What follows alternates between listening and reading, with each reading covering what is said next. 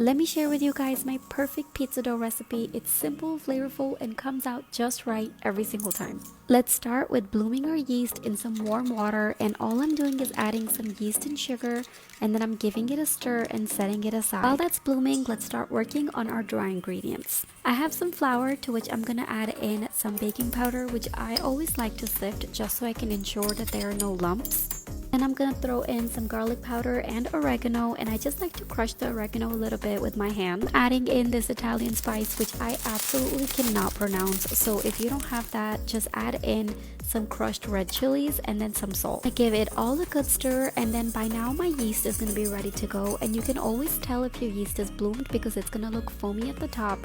So I'm gonna make a little well and start adding in all of my wet ingredients. And don't worry guys, I'm gonna list all of the quantities in the caption. Now I'm gonna throw this all in my stand mixer, and I'm just gonna add water as needed to make a nice soft dough. I ended up using about a quarter cup of water, and you don't need a stand mixer for this. I did this by hand for years. All you need to do is knead it for 5 to 7 minutes, and that's it. I let this go for about 5 minutes, and now I'm just gonna shape this out into a nice smooth ball. Then I'm going to oil my mixing bowl, and I'm gonna throw my dough in there, and I really want to make sure that the dough is nicely coated with that oil. And then I'll also rub some of the oil around the edges so that when your dough rises, it comes out easily. And then all you're gonna do is cover it with a kitchen towel and set it into a warm spot for a couple of hours or until your dough doubles in size. And it's easy as that. This dough is so versatile. You can use it for pizza, calzones. I've even used this to make naans or stuffed breads. Give it a try and let me know what you think.